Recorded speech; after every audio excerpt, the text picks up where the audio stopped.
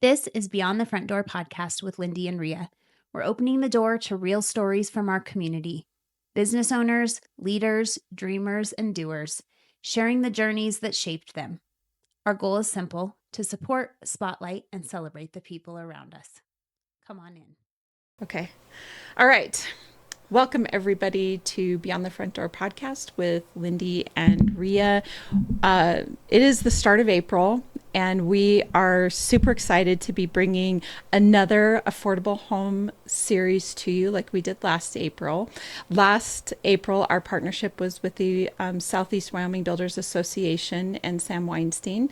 This year, our partnership is with the Habitat for Humanity and Dan Dorsch.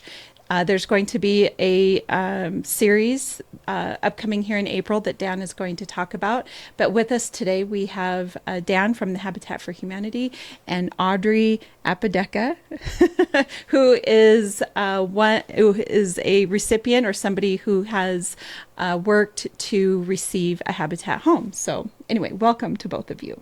Thank you so much. Yeah. Excited to be here. Thank you. Yes. Exciting. So Dan, I guess if you could start it off and tell us the exciting things you have going on and why we wanted to do this series here in April. Yeah, no, absolutely. First, I just want to say thanks because having been on a guest last April during the affordable housing one with Suba, that was a lot of fun. So thank you for that. And then thank you for inviting us back this April. Throughout the month of April, we're going to be talking about what we've got coming up in the next couple months. We've got our big Pronghorn Crossing project that we're going to be talking about. We're going to be talking about really cool partnerships with Pronghorn Crossing that we have with the Wyoming Army Guard and the Blitz Home Builders. And then we're even going to end the month talking about what we've got planned for 2027. But to kick off this series, we're going to be talking more about homeownership. What homeownership does not only for the family who becomes a homeowner, but the benefits of homeownership for our communities. And so I guess we'll just start by kind of explaining how our program works. Yes, please. So Habitat's mission is bringing people together to build homes, community, and hope. And the main way we do that is through our Home Builds program, where we build and finance affordable homeownership opportunities for folks who otherwise wouldn't qualify for a traditional mortgage. And what's important to notice in there is the finance part of it, because a lot of people think that we just build and then give away a free home, and that's not true. We finance it. We provide an affordable mortgage to the family and the homeowner. We do that by providing 0% 30-year mortgages. And so that's part of the reason why it's affordable, is that 0%, which is huge, especially nowadays, with rates going a little higher than they have traditionally been throughout the pandemic and stuff. But the other part of that is the mortgage is based on their income, not the value of the home. So even though we may have 3 or 4 homes right next to each other, each mortgage is different because it's based on each family's individual income, not the value of the home. Interesting. Okay. Yep. I don't know if I remember that. Do you remember that from the previous time? I know we talked about it before. I thought we did. If we did or not. Maybe I don't know, but that's awesome. That's amazing. And that's the way the mortgages work. The process to become a homeowner is, we usually have an application period where people submit applications. The first qualification they have to do is fall between 30 to 80% of the area median income. And to give you an idea of what kind of income that is, right now in Laramie County, 100% AMI for a family of 4, I believe, is right under $100,000. And so 50%, 60%, that's right around that 50 to 60,000 range. Okay. Once we deem them that their income falls between those guidelines, then we do the financial qualifications to make sure they can afford a mortgage, right? So there's no point putting somebody in a home if they can't afford the mortgage. So we do look at their financial history, their credit history. We look at employment history to make sure they have steady income, those types of things. So then once they get financially qualified, then they go to the family selection process. And family selection is a committee of volunteers in our community made up of a few of our board members and then members in the community who then go do home visits at the applicants. And they have the very hard job of selecting the families and determining who would benefit the most from the home. So they look at environmental issues, they look at size of the family. So if you've got a 4-person family in a 2-bedroom house versus 7 in a 2-bedroom, then that 7-person family may take a little priority over that, right? So then the committee comes together and says, depending on how many homes we have available, they'll say, yes, we select these families, and then those recommendations go to our board for final approval. Is this done like on an annual basis? Yes. Yes. Okay. Yep. Yeah, and our cycle has shifted from time to time depending on when we start building and that type of thing, but we're trying to get to a regular cycle where we're hoping that family selection will be in the fall, and then they'll be chosen before the holidays, and so on. What a great Christmas present Right? to learn that.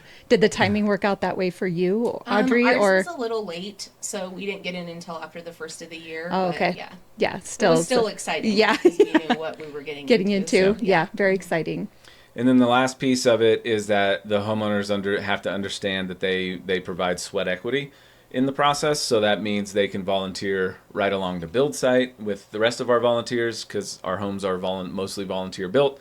They can also volunteer at our restore or any other Habitat event, like our annual fundraisers. If we need volunteers to help set up and stuff, homeowners can get their sweat equity that way.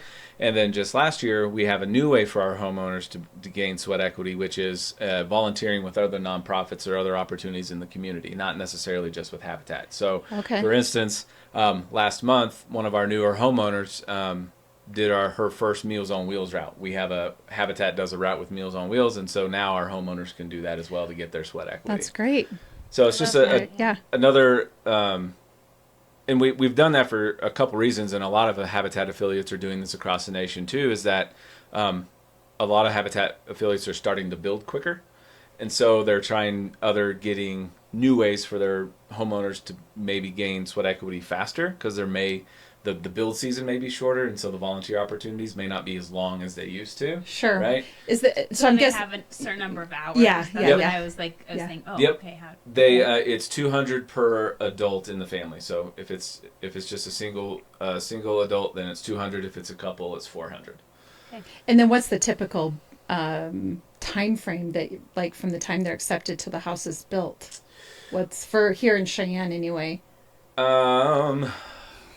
It's usually been about a year, right? Like selection historically, family selection would happen in that January-ish area, and then we would build throughout the summer, and then closing would happen about that time, the next year. So that's was that about 20 hours a month?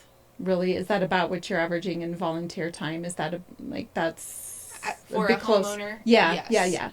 Yeah. So completely doable. Yep. Yes. Yeah. I worked a full-time job and was able to get my hours just volunteering at the build site on the weekends. So sure. Oh, fun. Yeah. What may I ask? I know I'm probably getting ahead of the game, so I apologize. Like, what sorts of things did you enjoy doing when you were volunteering and building the home? I enjoyed learning how to use the equipment, because Sure. I went in completely clueless, so I'm I don't know how to do any of this. So being able to get taught and watch, the experienced workers and then get to do it myself was amazing.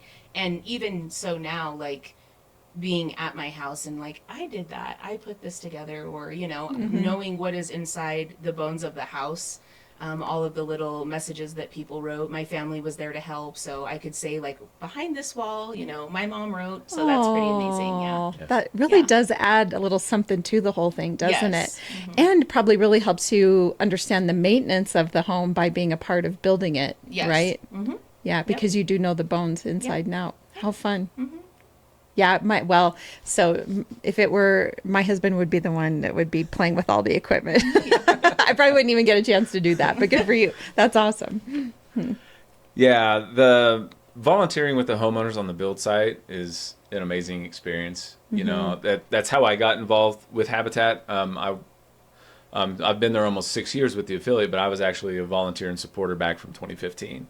And so when I first met Kate, the affiliate director before me, and who Audrey worked with, I was like most people, right? Okay, cool, Habitat. Jimmy Carter's involved, and you build homes, right? That was it. But then, after meeting with Kate several times, and she was explaining more about how the program works, just kind of the stuff I just went through, and then the benefits of homeownership and how it makes stronger communities to have those people who normally wouldn't qualify for a mortgage being able to have that home, what that does for their families, better health outcomes, higher graduation rates, Yep. better economic mobility and opportunity, right? And it's just creating these opportunities that a lot of families wouldn't have otherwise. And so, and that's what she said to me. She's like, I'll tell you what, come on the build site this summer, volunteer with us, and just experience it. I was like, all right. And I was hooked. Like that one time at the build site. Well, that's what I was thinking. I was thinking as a homeowner, you get a home and then you probably want to stay involved because you're like really had all the buy-in and you probably continue to volunteer beyond your 20 hours or 200 hours. Yeah. So, I've been involved ever since. I mean, I pretty much was hooked. Nonprofit is my background anyway, so, you know, I love serving in general, but definitely opened up the door for my daughter as well. She still volunteers in our community, and I'm on the selection committee now, so now it's like full circle for me to be able to give back in that way. But yeah, it definitely opens that door to volunteerism, to be able to see like what it's like to work out in the community and people from all walks of life, you know. It's pretty amazing to see that on a build site, but then to build that as a family, you know. Sure. Yeah. Yeah. Kind of a legacy there. Yep. Yeah. I love it. Yeah.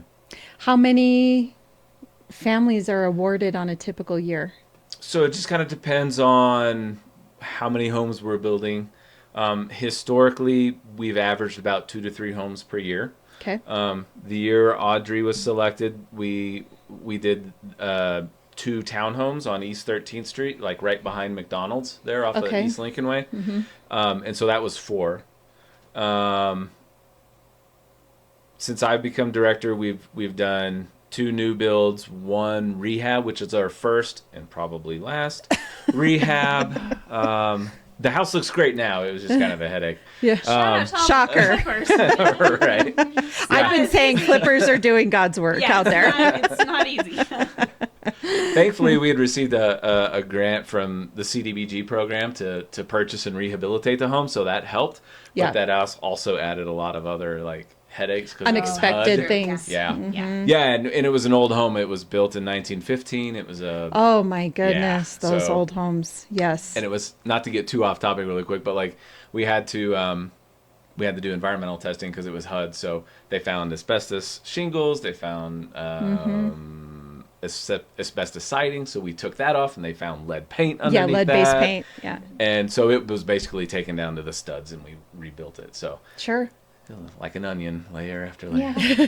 But it looks great now. So, but no, historically we've done 2 to 3 per year. And so the first time we did family selection when I was the director was for the Wills Roads homes. We had 2 homes that we were building. I think we had like 60 total applications with about 12 of them. 12 of them moving to family selection. So we had 60 total applications. Some of them weren't in the income range. Some of them didn't financially qualify. Right.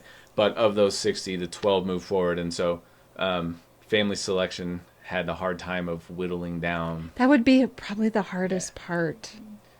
Yeah. Because because everyone deserves correct. it. Yeah. It's like, you just want to make it happen for everyone. Yeah. And so, unfortunately, for the ones that we have to deny, we say, "Hey, keep an eye out. Right, you're welcome to apply again next year." So they have to apply. They don't go on like a wait list or something. No, we don't. We don't do a wait list. Which would make sense because every year your things would change. So Circumstances maybe change. Someone wouldn't need a home. Or absolutely. We've actually, or we refer them, especially if like we feel they're close, we may refer them to another partner so they don't have to wait. Like we work closely with our friends at My Front Door. Sure. And so they're also working with first-time homeowners to get into to a home. And so if we have someone who wasn't selected but they fit their income parameters, then we refer them over there. Yeah. Or we'll same thing if they're initially too high to begin with, we'll send, hey, you don't qualify for our program, go talk to My Front Door, or here's some other resources. So they don't have to wait. Yeah. Well, and we've talked about this a lot with the lenders that have come on, in that sometimes people are afraid to go talk to a lender because they're afraid that they're not going to qualify. And really what every lender has told us is you maybe don't qualify today, Right. but that doesn't mean you won't qualify 6 months from now, a year from now, 2 years from now. It's not something to give up on. It's not something to Correct. be like, it's never going to pan out for you. Yeah. You know, that oftentimes there's a way to make it happen. And lenders even, along with My Front Door, are willing to walk through the process with you, get you into, if it's credit repair or, you know, this is what you need to get your income up to or whatever the case is to get yourself into a home. So there's a lot of caring individuals in Cheyenne. There absolutely is, and that's part of the requirement too, is doing financial education for our homeowners too. So they all have to do the WCDA first time homebuyer education, and we're now starting to partner with Wyoming Housing Network to provide more in-depth financial training and just beyond like first time homebuyer, but it'll also be ongoing classes like foreclosure prevention. What are the signs of, ooh, I may be falling behind? How can I keep myself from doing that? Right. Yeah. So I just saw an article this morning on in my feed about that in some areas of the country they're starting to move from, like in high school education, moving from like home economics, or not home economics, but economics to personal finances. And I think that's probably a good decision. You could probably weave in some concepts around economics, but personal finance and learning how to manage your money, debt and or wealth is probably something everybody should leave high school with. Yes. It is. I didn't have any when I was in high school or anything, right? So I kind of had to learn the hard way a little bit. I think a lot of people are out there white knuckling it. Yep. So, Well, Audrey, do you have? I know we have another guest we'd like to have come share with us, but do you have anything else you'd like to say, or that you think what our listeners should know about this? Most importantly, just if you think that it's something that you want to do, reach out and talk to someone who maybe has some experience, or go over to Habitat or My Front Door and just ask questions. I was lucky enough to have a friend who blessed me with, the encouragement to apply. Yeah. Otherwise, I probably wouldn't be here, honestly, because I just didn't think it was something that I can do. So, just reach out, talk to one of us, and we're happy to help. Get you started. So you made the jump. Yeah, you made the leap, and we talk about that probably on every episode of you have a dream in your heart, it's there for a reason. Just take a step, even if you don't know the whole staircase, right? Yes, for sure. Love it.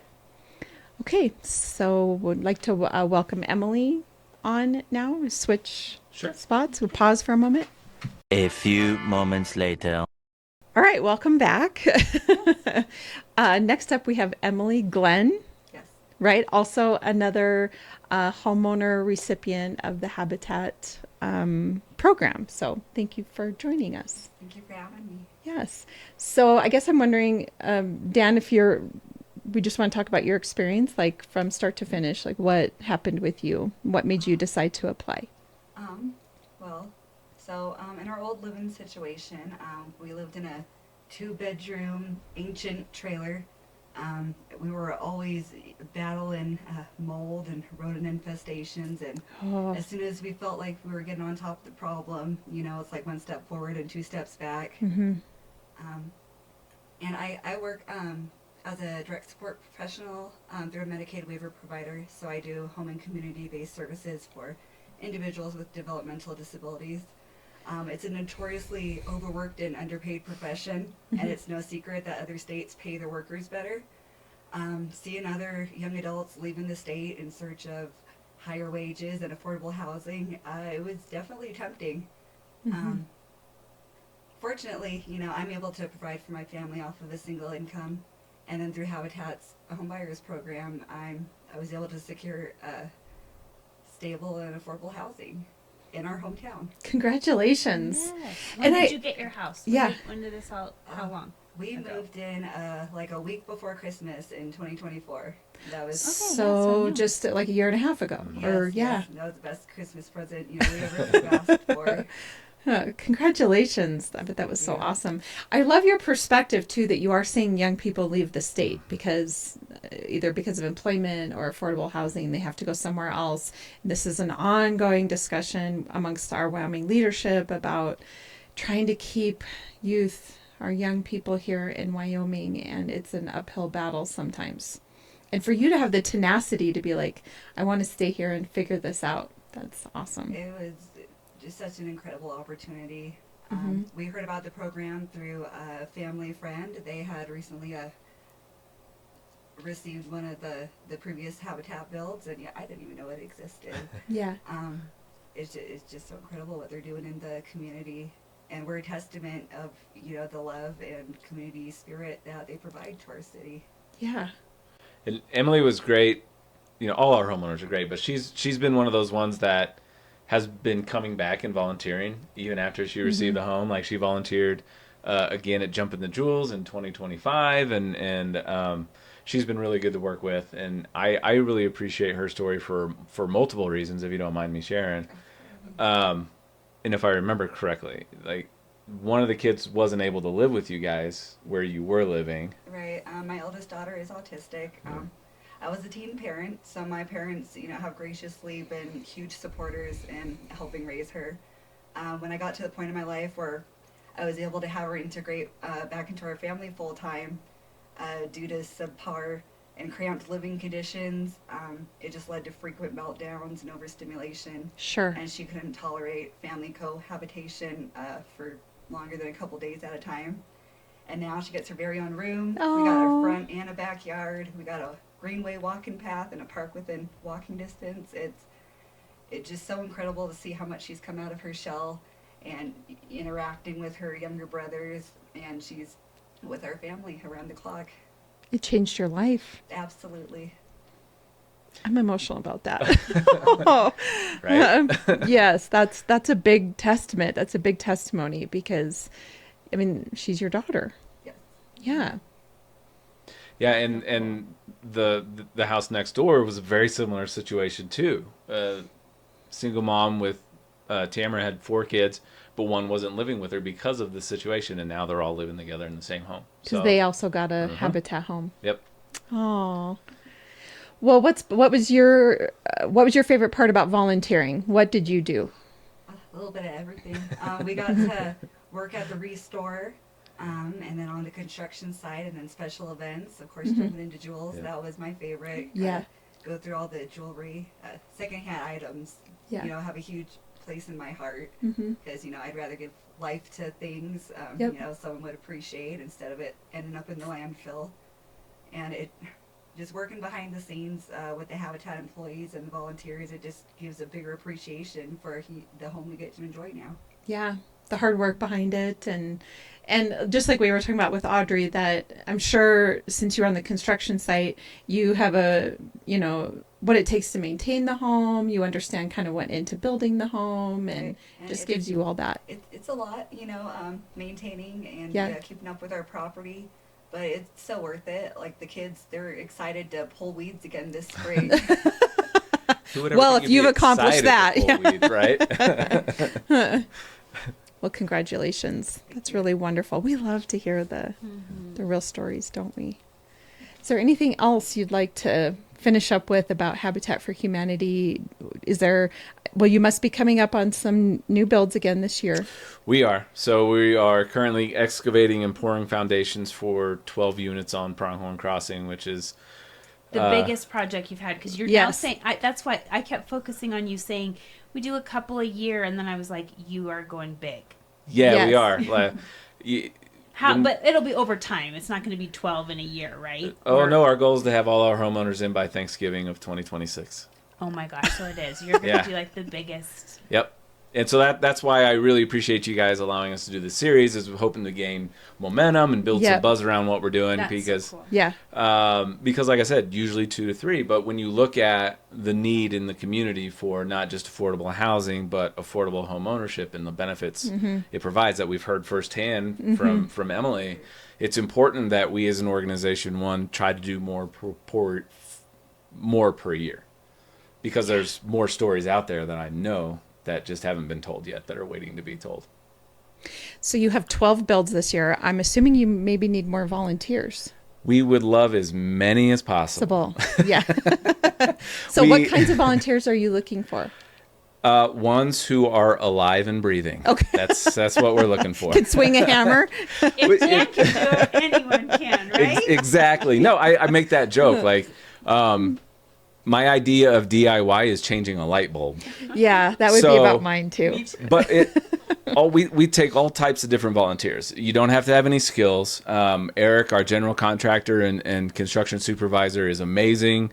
He's great with our volunteers. He's very patient, and he comes at it from a teaching perspective as well. So a lot of times people leave the build site learning more than just being there volunteering, if you know what I mean. Mm-hmm. But we also need volunteers to provide lunches for our volunteers, or other types of things that not necessarily swinging a hammer or doing anything like that. Right? There's a lot of different ways to become involved. You don't have to build the house if you don't want to actually be doing the building. Correct. Yeah, there's lots of ways to help out and volunteer and provide support for our volunteers as well. And it sounds like you've broken ground. We have. We are excavating foundations and excavating and pouring foundations right now. We'll be going vertical very soon, which is going to be fun. People need to watch and not just listen to this episode. Also because Dan has his hard hat on right now. Yeah, he does. He's ready. And he's got lots of facial expressions. I don't know how it is with you, Dan, but my husband, and I was just talking to him about this today, he does a lot of sound effects. I don't know if you do sound effects or not, but my husband, whenever he's talking, there's some sound effect that comes out with it. But you almost have facial expressions that come with yours. Yeah, my wife could testify that it's not necessarily sound effects, but singing. Like, you've been singing that song for like 2 months. Can you change your tune a little bit? But no, yeah, I don't. It is. You're very animated, which is fun, yeah. And you got to watch. But anyway, go ahead. No. So yeah, it's going to be a really exciting summer. We've got a couple cool partnerships that we're going to be highlighting throughout the month. And yeah, all 12 in 1 year. When we made the decision, we were like, yeah, let's do it. And then we woke up the next morning, we're like, oh crap, what did we get ourselves into? And we've really been talking about pronghorn for almost 3 years now. And where in Cheyenne is that at? It is on North Story Boulevard, in between Canyon and Ridge Road on the south side of the road. It looks right across this Story Boulevard to the Cheyenne North soccer field parks. Okay. And so Meadowlark Elementary is just to the west, so it's a good location with parks right there and the school right there. So yeah, it's we're excited, scared, if you will. No, the best part's going to be it's just going to work out and happen, and you'll be like, we did this. Yeah. I mean, that's the hope anyway. No, it's going to be a lot of fun, and it's going to be really cool with the partnerships that we're going to be having for a lot more volunteer opportunity. We'll talk more about it later in the month, but it's going to provide larger volunteer opportunities for a couple weeks there in the middle of June, which are going to be really cool. And am I understanding you correctly that you would love to, in future years, be able to do a big project like this? So, that would be the goal, that we can continue to keep doing it's almost like a little subdivision or a little, is there a better word for it? Like, like a whole street. It's a little subdivision. Yeah. So the first time we've done some of these little subdivisions before. In the early 2010s, we developed Hope Court off of east of College Drive. Hope Court after it was a Habitat house, but it was afterwards. Yeah. That one's 10 homes, but they did it in 3 or 4 years, if I remember correctly. Oh. So the goal is to do, we're doing 12 this year. The goal is to do no less than 8 moving forward. Okay. We've already got a project in the works for 2027, which we'll be highlighting later this month, which we're really excited about because it's with another nonprofit. Hint, hint.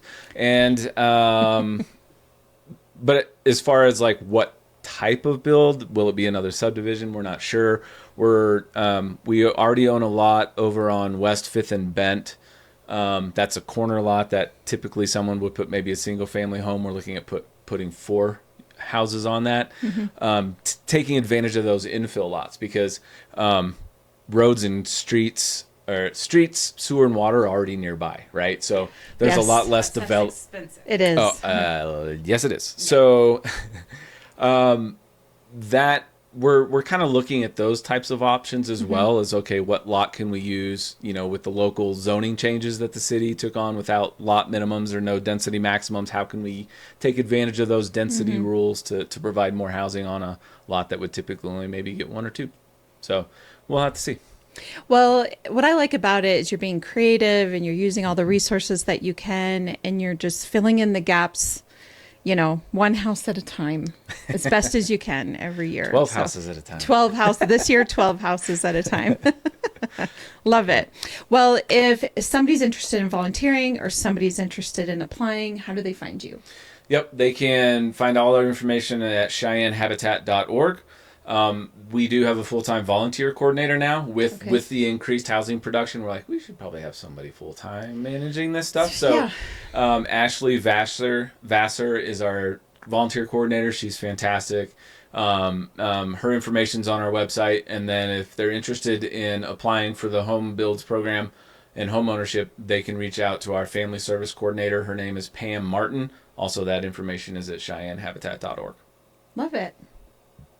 Well, we typically wrap up all of our episodes with a question, and we didn't ask Audrey before she left out of here, but the question that I ask both of you is, what do you consider to be the most important leadership trait for someone to have, or what's a leadership trait that you aspire to have? That's a good question. Okay. I would have to say empathy, because you never know what someone's going through, and if you're able to put yourself in another person's shoes, maybe it'll change your perspective. Yep. I love that one. That's a good one. That's really good. That's actually a really great answer, and I'm going to answer similar but with a very long response, so get ready. Okay, great. Okay? Ditto. Okay. That's a great answer, because Empathy. it is important, because you don't know what someone else has gone through. You don't know where they're coming from or their situation, and leaders need to be able to have that empathy to support folks. Hold space for that. Yeah. Yeah. No, it's a great answer. Love it. Thank you both. All right. And Rhea and I are real estate agents, so we have a home question. What does home mean to you? Freedom. I can't tell you. It's night and day compared to where we used to live to where we are now. The kids, everybody's breathing easier, both literally and figuratively. They're bouncing off the walls, doing stunts off the couch. We get to hang up whatever pictures they want on the wall, and if I made a mistake and I didn't use the stud finder, I know how to patch it up and redo it. Yeah. It's just great. I love that. That freedom is a great That's answer. a great answer. I would say opportunity. Having a home, a safe, stable home, opens so many doors to opportunities that may not have been there before. And it allows somebody to put roots down, like what Emily was talking about, how others have been leaving. She wanted to stay here. It allows that opportunity to put roots in the community, to be involved in the community. And so it's really about opportunities that weren't there before. Love it. I love that. That's a good one. Yep, those are really good ones. All right. Well, thank you both for coming Thank on. you. And thank you to Audrey as well, who left, but thank her for coming on as well. And for all of our listeners, as you know, Lindy and I are realtors here at Peak Properties. So if you're looking to buy or sell, we'd love to help you with that. You can find us at sellcheyenne.com. And of course, Beyond the Front Door podcast on YouTube, as well as all the podcast platforms. And be sure to hit the subscribe button to whatever you're listening to. We hope you have a great day. Yeah. Thank you, guys. Thank you.